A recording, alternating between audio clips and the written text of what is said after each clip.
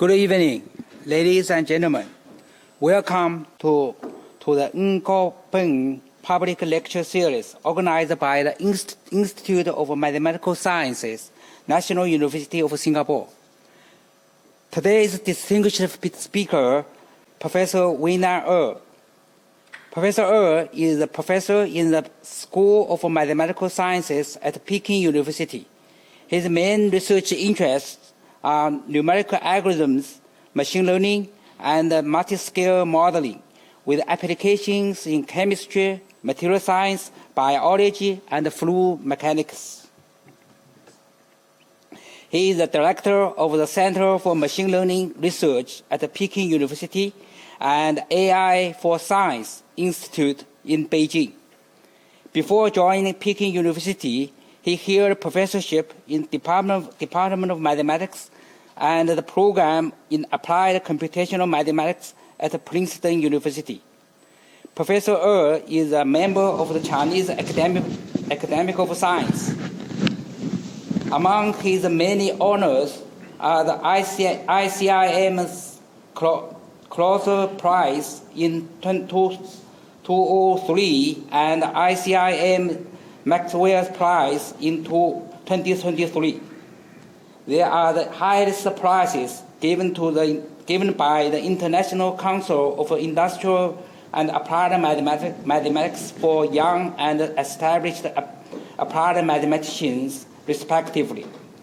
Professor Er was an invited speaker in the International Congress of Mathematicians in 2002 and a plenary speaker at the same events in 2022. Professor Er, please. Thank you.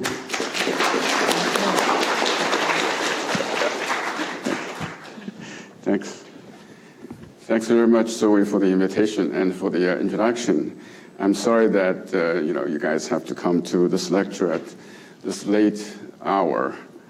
I'll speak about something which I think it's vital for university in the next, I would say, several decades, because we are now in the era of AI, and I think that's going to change the way we conduct our business, either research or education, in a very profound way.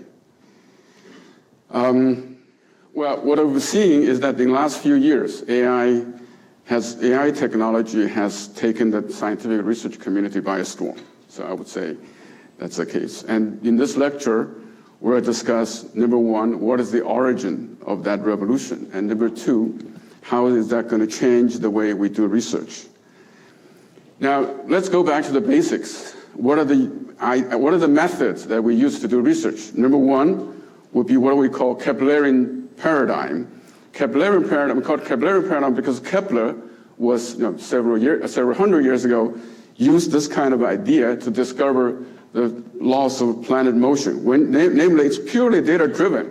And he didn't quite draw this picture, but if you look at this picture, we figure out that the cube of the average distance to the sun for the planet motion is proportional to the square of the period that goes around the sun. So that's the third law, and that's discovered purely by a data-based methods. And then we come to Newton. Newton looked at this, and he looked at it in a more general way. His idea was to search for the first principles. And in particular, he discovered the second law of mechanics, which means that acceleration is proportional to force. And then he also discovered the law of gravitation, which tells us what the force is supposed to be, and put them together, you get this differential equation that describes, that doesn't quite, it's not precise, but it looks something like that. And this set of differential equations describes how planets orbit around the sun. If you solve these ordinary differential equations, then we get the laws of planet motion. We derive Kepler's law. So by doing so, Newton went one step further, because these first principles don't just apply to this particular situation. It's more generally hold. Now, This Newton's approach was pursued in science, and particularly in physics for several hundred years. But roughly 100 years ago, Dirac declared, this is after quantum mechanics, he declared, practically speaking, that for the kind of problems that we encounter on a daily basis, the first principles was already found, namely quantum mechanics. And the difficult part is that these first principles are mathematically partial differential equations that are very hard to solve. So that was sort of the situation 100 years ago. Namely, we know the first principles, but then the math problem was too hard. Now, this slide summarizes what are the first principles used in science and technology, and science and engineering. We don't always go to quantum mechanics. We only go to quantum mechanics when we look at quantum chemistry or, let's see if this works. Okay. Or condensed matter physics. In condensed matter physics, sometimes you actually go back to the Schrödinger equation. For example, the principles of superconductivity was discovered this way. And then if you are interested in biology or chemical engineering, this is the kind of first principles used, namely coarse-grained molecular dynamics. And down here in chemistry, material science, we use a simplified version of quantum mechanics, namely density functional theory or Hartree-Fock. These are approximate quantum mechanics models. And then up here, we have classical molecular dynamics, which is a common tool in material science, chemistry, and even parts of biology. Then up there, if you're interested in how this building is built, then we go to continuum mechanics, namely solid elasticity theory. Anyway, this slide already summarizes the theoretical tools or first principles that we use across the whole spectrum of scientific disciplines and engineering, except if you're interested in high energy physics or cosmology, then you are down here. This is where string theory people works. But apart from that, if you're in chemistry, materials, or whatever, and that's already there. So that's important to keep in mind. Namely, we know the first principles, even on a practical level, except we don't know how to use them to solve practical problems. So in terms of solving practical problems, you ask, how do you use theoretical tools to solve these problems? Well, basically, before the 50s, there was not much. People discovered these first principles, but then when it turned on to concrete phenomena, they have to give them up and do some very simplified things. The first major breakthrough comes in the 1950s, or even maybe 40s a little bit, but mainly in the 50s when the discovery of numerical algorithms and computers, when computers were put to practical use. Then people in the applied mathematics and engineering discovered these algorithms like finite difference, finite elements, spectral methods, etc., and used them to solve these PDEs that was described in the last slide. And the basic starting point from a mathematical viewpoint is that functions, which represent the solutions of these PDEs, their functions, these functions can be approximated by polynomials or piecewise polynomials. This is the Taylor expansion, the basic principle that we learn in calculus. Now, for the first time, because of this kind of work, for the first time, we were able to use fundamental principles to solve practical problems in a systematic way. So I want to emphasize, before that, that was not possible. Now, the impact of this work has been huge, I would say huge. It's not only the foundation of modern technology. As I said, if we want to build this building, we would first run a finite element calculation to make sure that the building is not going to collapse. And these kind of practice have now become standard in technology. And it's also a very crucial part of modern engineering science. If you go look at mechanical engineering, many people, this is the kind of work they do. They use these algorithms to solve the kind of PDEs, and that's how they do their research. It's a very substantial part of what we do in engineering science. So, and I want to emphasize that the impact, this is the kind of work we in applied math community and the related engineering community, this is the kind of work we do. But we have not done a good job to educate the public about the contribution that our community has made. If you think about how the theoretical physicists educated the public about the importance of their work, and biologists, and now computer scientists in terms of AI, they have done a very good job compared to us. Okay, I want to make that comment. However, in terms of solving practical problems, there are still many problems that cannot be solved at this stage using first principles. And I listed some examples here in material science. If you want to understand material properties in a fundamental way, or if you want to design new materials, that's not done. If you want to do that with first principles, that's not possible. In chemistry, if you want to study catalytic reactions, that's one of the basic things that chemists do. We don't know how to do that from first principles. Drug design, for example. So there's a joke that chemistry, the meaning of chemistry is that chem is try. In biology, of course, there are many, many examples that. So the consequence of that, because of that, theoretical work in these fields are not only messy. I can speak, from my own experience. The theoretical work in these fields are really messy.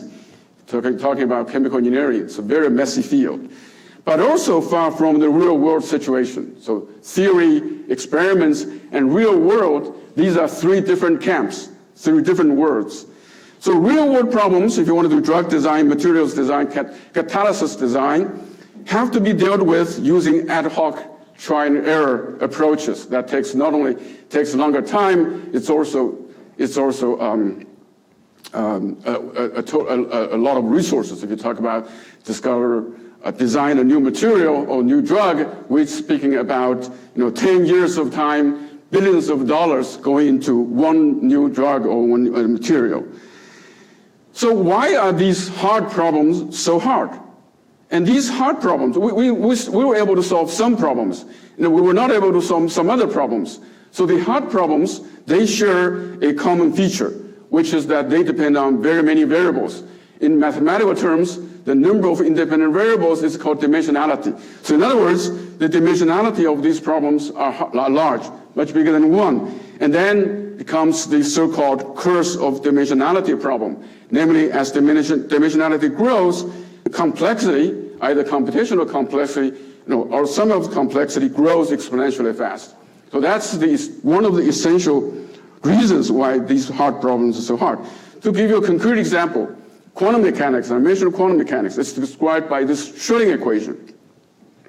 And we are solving for the wave function. So the number of independent variables for the wave function is 3 times the number of electrons. Let's forget about the nuclei, just the electrons. So the number of independent variables is 3 times the number of electrons. If you take a system of 10 electrons, like neon atom in the periodic table, that's just one atom. Then we already need to solve a PDE in 30 dimensions. That's a really complicated PDE to solve. So that's the kind of difficulty we encounter in terms of this curse of dimensionality problem. That's a typical example. Now, this is exactly where deep learning can help. Now, let's look at deep learning. The most successful example in deep learning is classify images. So these kind of image classification problem can be done by machines, by machine learning in a trivial way now. So the task here is that we have these images. Okay, we have a very special set of images. And in terms of what the images contain, can be put into 10 different categories. So this is a very special data set. So the task is to tell us automatically by the machine the content of each image. So this kind of a task, machines, AI algorithms can do now better than the average human. And the second example is AlphaGo. People probably can still remember that. So playing Go game, now the machines can do better than the best human being. Now what I want to emphasize is that these two problems, in the two typical AI problems, they're a very standard applied math problem. The first problem, classify image, here, this problem, what we're doing is try to approximate a function that maps each image to its content. So here the content means which category that image belongs to. And we want to do this based on some sample data. So this is a very typical approximation, functional approximation problem. And the second problem, this thing, so the Go game, mathematically the Go game can be formulated as a Markov decision process. Never mind what that means. But the optimal strategy solves the Bellman equation. So what's really done here is to try to solve the underlying Bellman equation. Now, these solving equations and approximating functions, these are standard things that we do in applied mathematics, except that these problems are in a very high dimension. Let's count, for example, let's go back to this image classification problem and count the dimensionality. The independent variable is the image. So we're asking how many degrees of freedom are there in each image. And each pixel is a degrees of freedom. And this has got 32 by 32 pixels, and then plus the color. So it's 3,072 degrees of freedom. In other words, we are trying to approximate a function in 3,072 dimensions. So now, deep learning can solve these problems very well, exceptionally well. There must be a magic. So what is the magic? It must be that they use deep neural networks, whereas we use piecewise polynomials, right? That's what we do, wavelets. Whereas these guys use neural nets, deep neural nets. That's the very essential difference. So it must be that the deep neural networks that they are using are unusually good in its ability to approximate functions in high dimension. So this must be the case. So how could that be the case? Let's take a look. So first of all, deep neural networks are just a very special class of functions, like polynomials. Polynomials is a very special class of functions. And deep neural networks is another special class of functions. You've seen pictures like that, right? Where the independent variable comes in here, this is the function, and then you have these hidden layers. Never mind, in terms of expression, the function looks like this, where sigma is the sort of a nonlinear activation function, otherwise the whole thing would be linear. So you have a nonlinear activation function that applies on each neuron. So this is the function expression. So this is the deep neural network. Now, let me give you a hint or kind of a suggestion how the difference between approximating functions using polynomials, approximating functions using deep neural networks. So let's look at the approximation theory. Now let epsilon be the error, and d be the dimensionality of the problem, and m be the total number of parameters of the model. So if you're using polynomials, then this will be the total number of coefficients. If you're using deep neural networks, it'll be the total number of parameters. So that's m. Now for polynomial approximation, the error scales like m to the minus 1 over d. There's a 1 over d exponent, which means if you want to reduce the error by a factor of 10, you need to increase m by a factor of 10 to the d. That's the origin of the curse of dimensionality. So if d is 3,072, this is a truly huge number. Whereas for neural networks, okay, the error scales more or less like this, which is like a Monte Carlo kind of an error. Now, we don't exactly have these kind of theorems in a general case, but there are theorems of this kind of, there are these kind of theorems which suggest that this might be the underlying reason. Now, if you want to look at the technical details, a good summary is given in my 2022 lecture, ICM lecture, or you can ask Chen Xiaoli, your colleague. He's one of the world's expert, who is now going to a meeting in Sweden on a similar topic. Okay, so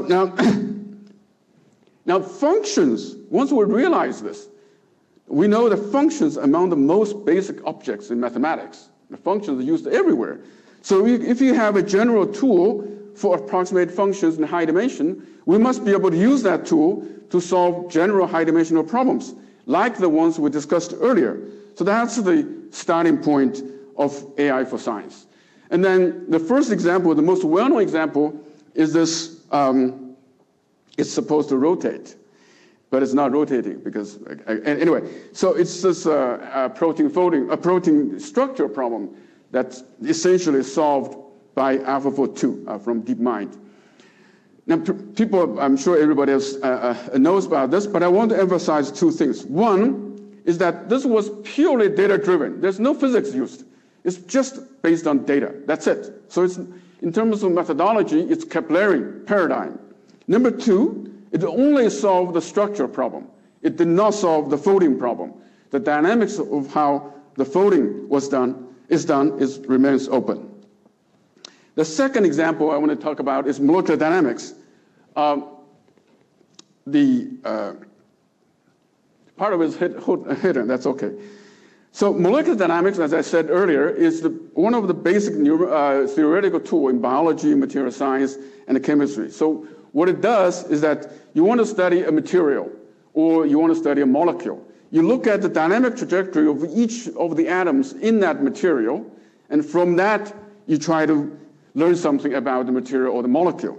So the dynamic equation for the atoms is just Newton's equation, okay? We're using the classical limit. This is called the Born-Oppenheimer approximation, quantum mechanics. Now, so that's simple. But the hard part is the force between the atoms. That's harder because the force is mediated by the electrons and then it's quantum mechanics. So that's a very complicated thing. So how to get the force, or in other words, how to get the potential function, potential energy function between the atoms. Now, classically, people just guess. Now, this looks ridiculous, but that's what people have been doing for 100 years. So this is unreliable, totally unreliable. And in 1985, Carr and Perenello, two distinguished theoretical chemists, came up with the idea that you could compute these forces on the fly using quantum mechanics models, like the density function theory I mentioned earlier. So this made molecular dynamics reliable, but then it's inefficient. If you use all the computational power, you can only handle like 1,000 atom system. So now with machine learning, we have another paradigm, which is that we just use quantum mechanics like density functional theory to provide data, and then use with deep learning to come up with a good approximation to the potential energy function. And then we can just run the molecular dynamics like a classical case. So this can be both efficient and reliable. And indeed, this is done in my former student, Lingfeng Zhan's thesis. And across the whole spectrum of molecules and materials, this can be made as accurate as the underlying quantum mechanics model, like density functional theory. By the way, in the really quantum mechanics model used in chemistry and material science is density functional theory. That's a 1998 Nobel Prize. So, so this is small molecules like aspirin, ethanol, large molecules, biomolecules like pyridine, high entropy alloy in the top right corner. That's high entropy alloy. It's got 5 components. Alloy, very complicated alloy. Then, before this, one would not imagine that can be modeled. So with that kind of a tool, we can perform molecular dynamics simulation with quantum mechanics accuracy, so-called ab initio accuracy, for systems with billions of atoms. That's the ACM Golden Bell Prize 3 years ago. So this brings us very close, not exactly there, but very close to being able to model realistic systems and realistic molecular systems. So as I say, we're not there. We are like 2 orders of magnitude. There's a gap of 2 orders of magnitude that we still need to fix. But anyway, so my third example is computing electronic structure of large systems. So if you want to do quantum device simulation, for example, semiconductor device at a nanoscale, at a 1 nanometer kind of a chip design, then quantum mechanics becomes important, and it becomes important to model the electronic structure of a large system, and this was not possible to do before. But now we have developed something called deep tight binding. Deep TB stands for tight binding. So what's plotted here is an analysis of gallium phosphate system with a milling atom. Now, this was done by taking tight binding model. Tight binding model is commonly used in chemistry and material science as a qualitative model, not a quantitative model, as a qualitative model to study, for example, bonding of molecules and stuff like that. But with the machine learning, we can make it a quantitatively accurate model, and with that, one can study very large systems like the ones here. So this kind of a tool makes it possible to do reliable electronic structure analysis for real systems. For example, you can study effects of impurities and other defects in semiconductors. Semiconductors like silicon, you put a very small amount of doping of impurities. That changes the whole electromagnetic transport properties in a drastic way. So before we can only do this by try and error experimentally. Now we can study this using theoretical tools. And then you can study thermal effects, effects of applied fields like stress and stuff. And you can model realistic quantum transport devices. Okay, so, but it's not just deep learning, the tool that we can learn from the AI community. You can also learn other things from the AI community, such as its emphasis on building infrastructure. In comparison, if you just look at computing, there are two major communities of people who are doing computing. One is AI, deep learning. One is scientific computing, like us. If you compare the two communities, AI is a very much advanced stage. In our community, we're doing everything by hands, okay? We don't build infrastructure. We don't have a culture of building infrastructure and open source, and everybody shares, do one thing with a joint effort. So that has to be changed. So now we ask the question, in the time of AI, how should we build the next generation infrastructure for scientific research? Now, to answer that question, let's go back to the basics. What do we do when we do research? Well, there are three basic things we do. One is to do theory. Two is to do experiment. Three is to look at the literature. That's the three things we do when we do research. And we also ask friends, ask colleagues, and we kind of squeeze our students. That's another thing, right? But other than that, these are the three things we do. Now, in terms of theoretical tools, I already told you that although we have many disciplines in science and engineering, we don't have that many theoretical tools. These are the theoretical tools that we commonly use. And I already told you about classical MD, molecular dynamics. That can be changed with machine learning. AI really changed how molecular dynamics works. But it's not just molecular dynamics. It's across the board. We can use AI to develop new algorithms that will enhance the performance, its accuracy, and its efficiency in a very drastic way. And we sort of let this kind of a development in the whole spectrum, across the spectrum. So I sort of started doing this at the end of 2016. So molecular dynamics, I told you about DeepMD, and I told you about density functional. I didn't tell you about density functionality. We developed something called DeepCast, and this is developed by DeepMind, and then et cetera, et cetera. So what I'm telling you is that we can really develop machine learning-based algorithms that will enhance the performance of these theoretical tools in a drastic way. Now, this is the one thing we're doing. Namely, we've launched something called Open LAM project. And LAM stands for Large Atomic Models. What's hidden behind is large atomic. LAM stands for Large Atomic Models. So what this does is a universal large atomic model that describes sort of the universal representation of how atoms interact with each other. So this is supposed to turn around also, but anyway. So this is a little universe of different atoms. So we want to, across the whole periodic table, different species of atoms, and develop a universal model for representing how these atoms interact. And this is done by a multitask pre-training methodology that's commonly used in large language models now.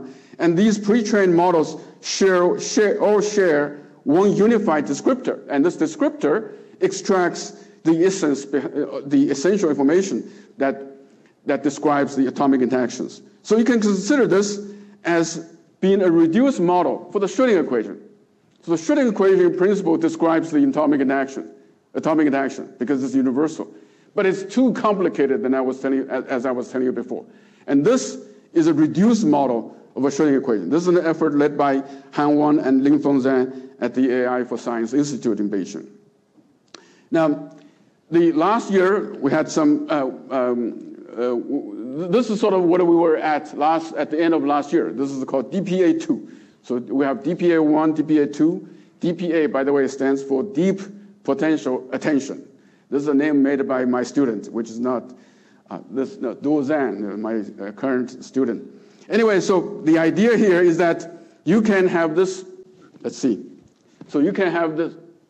Okay, it's a very, you have this universal descriptor here, multitask training, and then once you have that, presumably that's a universal descriptor for all the atomic interaction. And then for a particular task, suppose you want to understand the stress or electro conductivity of a particular system, from this, you can sort of extract a small model and then use that small model to finish your task. So these pictures over here are sort of examples of how that can be done. For example, now you can reproduce these radio density functions in a very accurate way. So these are sort of, there are two lines here. You don't see the difference between the quantum mechanics prediction or prediction from this reduced system.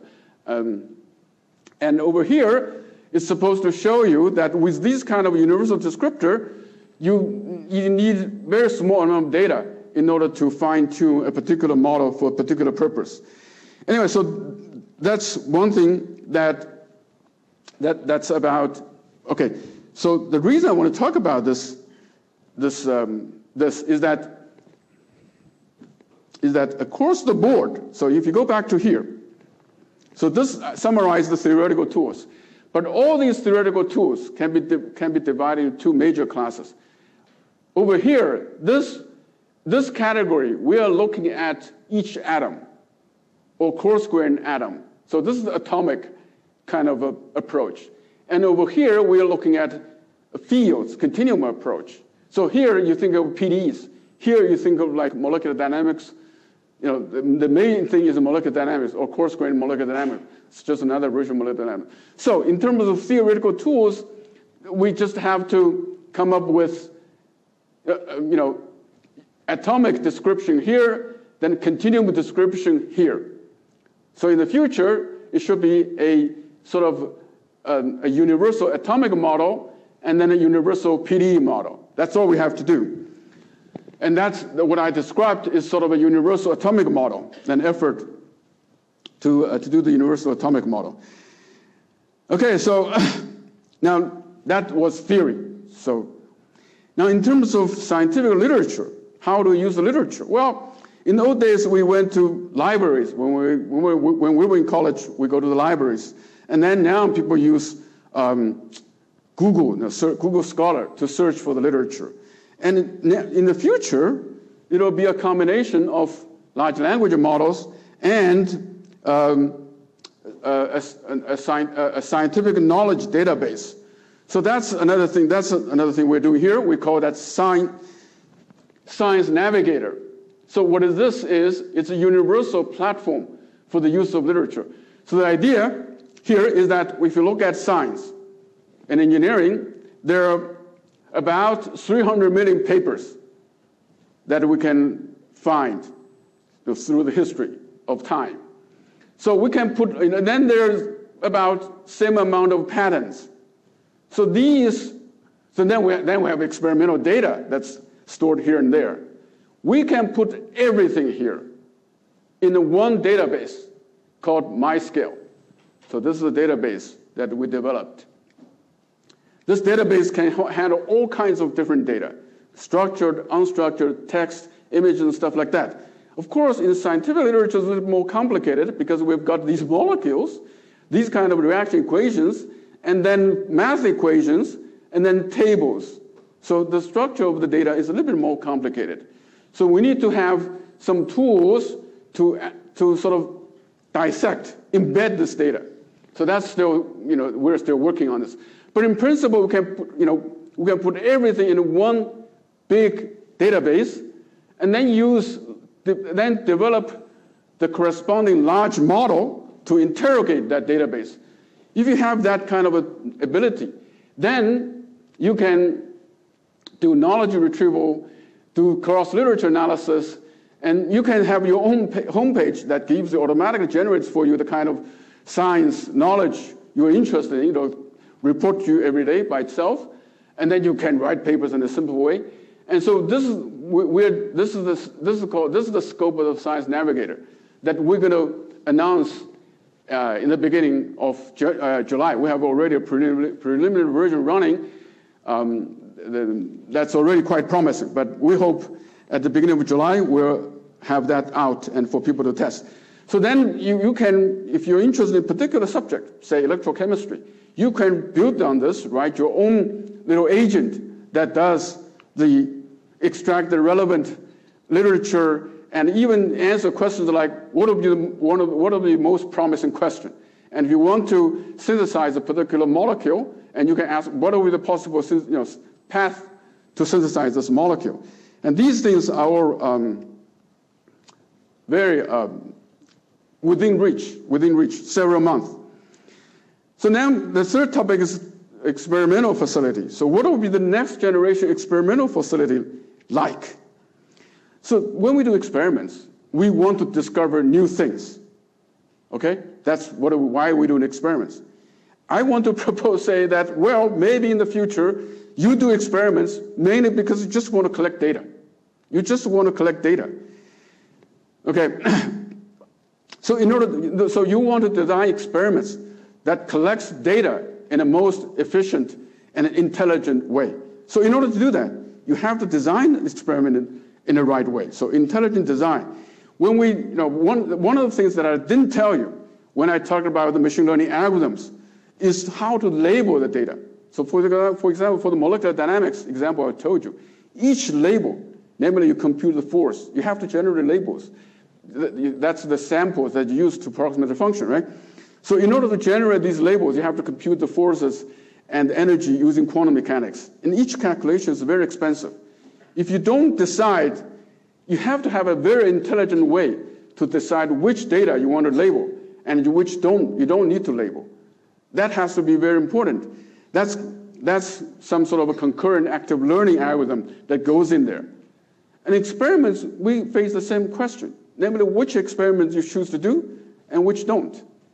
So that kind of thing has to be in place. And then we need to have high throughput experimental facilities using robots or work with massive samples or standardized workflows.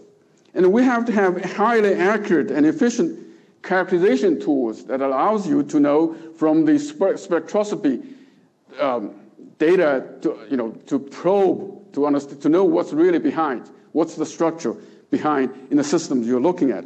And we need to have new measurement protocols to collect the data you need, new sensors, new imaging tools.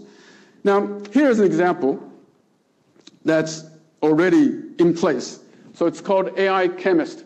It's done by a team of people from USTC. So you don't see that. So this is Zhang Jun and Luo Yi. These are two chemists and USTC. Well, they're a group.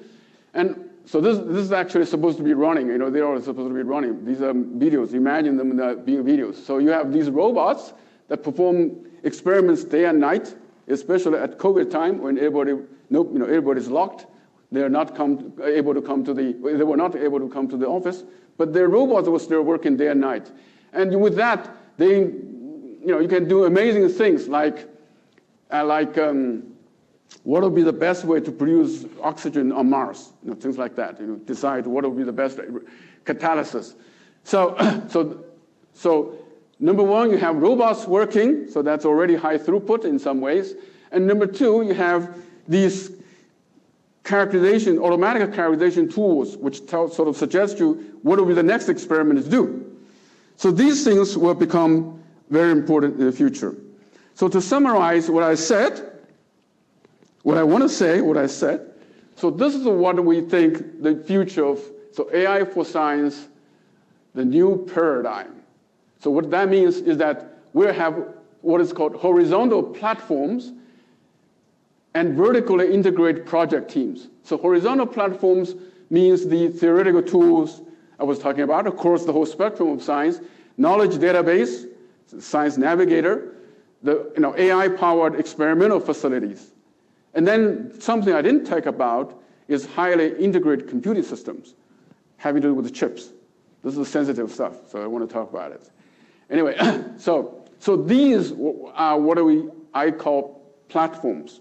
Hopefully, the whole scientific community in the whole world will work together to build these platforms that, then if you're interested in a particular subject, like battery, if you want to design lithium battery, what would you do? Well, you take people from industry who knows the needs the best, and then you have people from, you have experimentalists, you have theoreticians, theory people, and you build what is called a vertically integrated team that will accelerate the design of new batteries in a drastic way. So let me give you some concrete examples. The first example I want to talk about is called AI for electrochemistry. So this is a team led by Professor Tian Zhongqun Tian at Jargon Lab.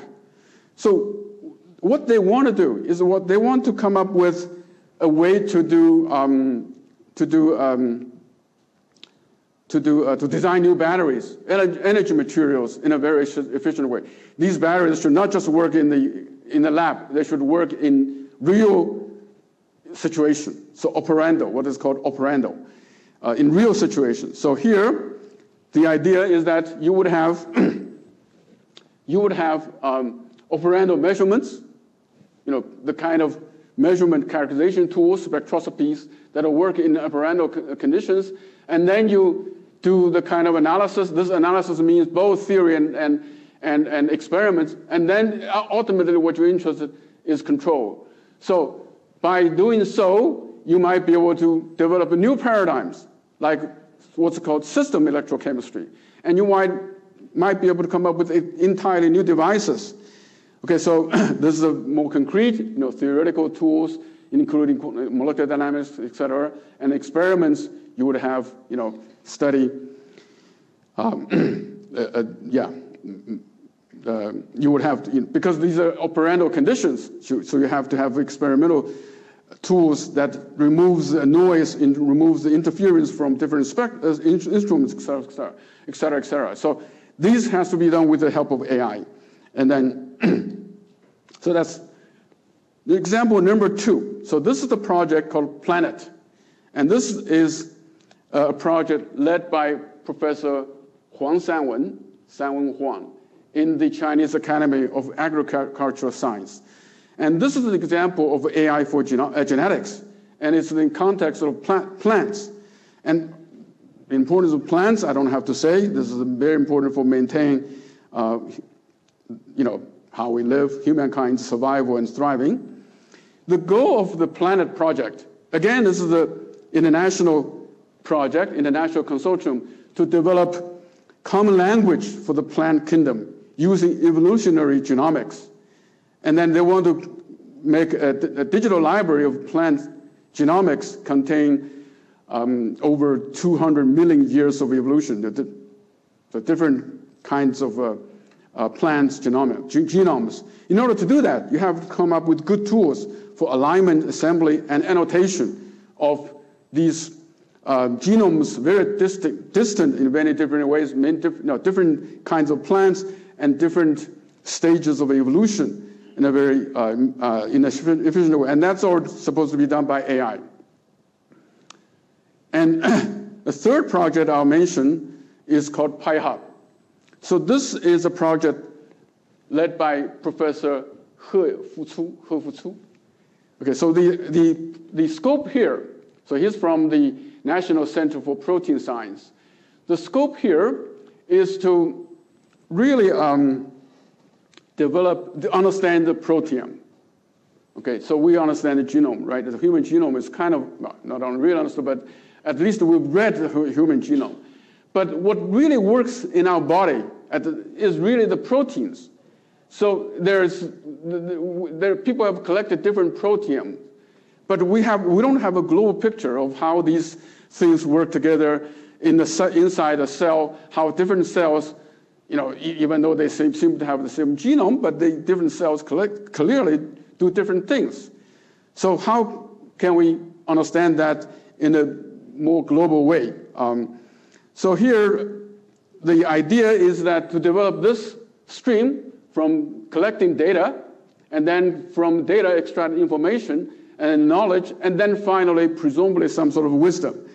Okay, so this involves many things, devising new experimental technology to collect data, like mass spectroscopy, new kinds of mass spectroscopy. And then multi-scale modeling at the cell level. And, but let me just mention one thing that's closest to sort of what I'm interested in, namely trying to develop dynamic models for the cell state.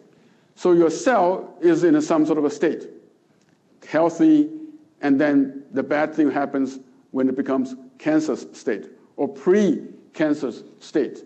So we want to understand the dynamics of that evolution.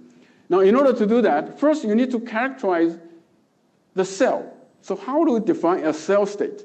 We talk about genomes, proteomes, metabolome, and transcriptome. So all kinds of different experimental data. So, but you cannot just use that data to characterize the whole cell. You have to extract a set of collective variables to describe the cell. And another thing is that when you do measurements for a cell, you destroy the cell. So you don't have like a cell that you have everything measured. You only measure one thing, and then the rest you don't have. So that's another thing that you need to use AI to help with, namely interpret the data. Once you know how to describe the state of the cell, and then the next thing is to describe the dynamics of the cell, like developing these vector fields. So these can only be done with the help of AI. So these are the three projects that I want. Each one of them is like changing the discipline. That we're working very closely with these people to make sure that they have the technology they need, AI technology they need, in order to accomplish what they're what they want to do. But I want to emphasize that all these projects from very different disciplines and many other ones share a lot in common, particularly in terms of the methodology at the end. So the experimental theoretical literature platforms that we are building can serve as a foundation. Of course, in each case, in each particular case, for example, AI for genomics, we still have to build separate platforms on top of the ones that I was talking about, because their scope is so vast, and they have this experimental data that they have, and that has to be used. So let me conclude. So we are talking about new paradigm for doing research, which means a new set of infrastructure, what I call platforms, first principle-based models and algorithms, new experimental tools and protocols, and new literature, data, knowledge platform like the Science Navigator. We're also talking about new style of working. And in science, we pretty much work like a little, team by team. But in future, it's not going to be like that. That the scientific community, will build these platforms together, and then I call this Android style. We built the Android sort of platform together, and then for each particular application, you work on a particular app, right? So the future of the science will be very much like that. And it's going to be naturally interdisciplinary. The scientific disciplinary barriers will gradually disappear. For example, if you're interested in atoms, whether you are in material science or chemistry or biology, you're using the same kind of tools in an essential way. So the disciplinary boundary will gradually disappear. Of course, one thing I didn't, I have my, this is not, anyway, so another thing that's important is that the scientific needs also drive for new inventions, innovations in AI. So that's something I didn't spend time to talk about. I mentioned the database, the MyScale database. If we didn't have the database, we would not be able to imagine doing Science Navigator that I was discussing earlier. I mean, put all the scientific literature, all the patterns, all the scientific data into one database. If we didn't have that database, we would not be able to think about that kind of a project. But it's more than the database. When we talk about large models, large language models, or large models, there's a new need. Our needs and the needs for large language models are very different. So there's also a lot of innovation in terms of AI, pure AI, that needs to be in place. So I don't have time to talk about that, but that's also a very important topic. Perhaps, think about AI in a more general terms is also very important for our research and even for, the fate of a country or things like that. Anyway, so I'll stop here and thank you, and I listen to hear my collaborators, and thank you very much for your attention.